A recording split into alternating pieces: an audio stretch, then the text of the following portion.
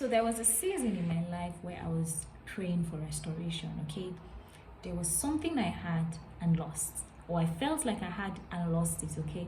So I was praying for a restoration. I was asking God to bring it back, okay?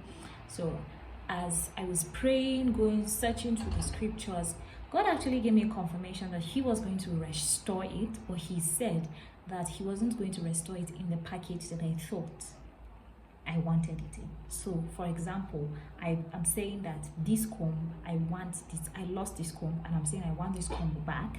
But God is saying, I'm going to give you a comb, but not this particular one, okay? I'm going to give you a better one. I'm going to give you a different one.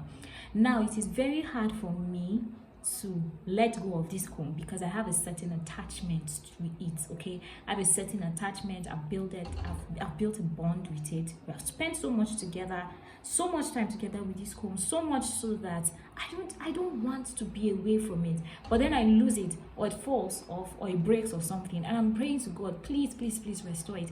And God is now saying, I am going to restore this comb.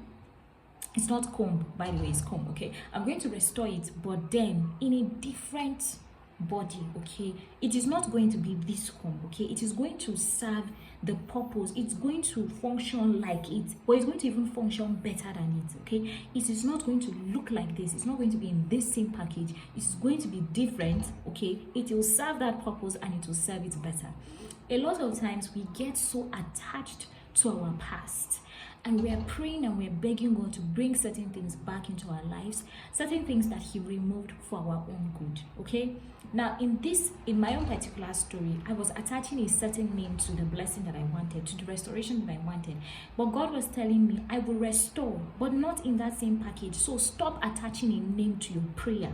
When you're praying for this thing to come back, stop attaching a name. Just trust me that I will bring it back, but I'm bringing it back in a different package, looking like a different thing. Now, this is something that a lot of us as Christians struggle with. We find it hard to believe that God actually wants something for good, or what God has for us, okay, is actually better than what we think we want for our own selves, especially since there is already an attachment that has been built. That is why they say that lean not on your own understanding, because our understanding as humans are limited. Yes, we have the Spirit of God to guide us, but the truth is that our humanity sometimes will overshadow and it will cloud our judgment so much so that we cannot even see above what we are feeling at the moment. Remember that when Jesus was about to be captured and crucified, he prayed a certain prayer. He said, however, Lord, he was praying that the cup, right, would be,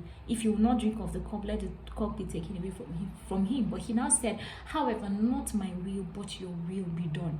This is something that many of us find very hard to add in our prayer. Yes, even when we are saying it, we are saying it with a bit of pain, like, God's will, is it going to be easy at all? Am I going to like it? Am I going to enjoy it?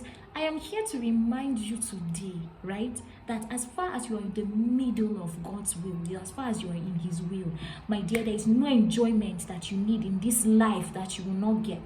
Many times the world has given us a picture of the fact that if it is not in accordance to the way it looks packaged in the world, if it is from God, then it is not going to be beautiful or perfect. Of course, we have a lot of people's stories to show us that that is actually a lie from the pit of hell, a lie that the devil has used, to cage our minds, to finding it very hard to actually believe that what God wants for our lives is actually much better than the comb that fell off, okay?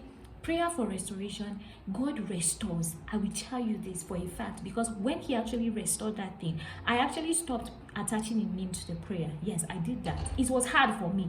It took me a while to actually let it go. I have a journal when I write my prayer. It was hard for me to let it go. As I was praying, I still prayed about this particular comb. Now, I'm talking like I'm speaking in parables, but I hope you understand. I still prayed about this particular comb, right?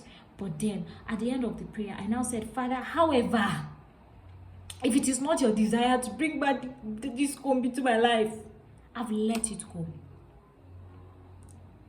It was hard. But immediately I prayed that prayer. Can I tell you that was the easiest decision that gave me peace? because I stopped thinking about this comb I had lost. I knew that God was going to give me something that was better than this comb that I had lost. And I just pray that God gives you understanding about this thing that I just shared. Sometimes a rejection is just a redirection. A closed door is because another door needs to open for you.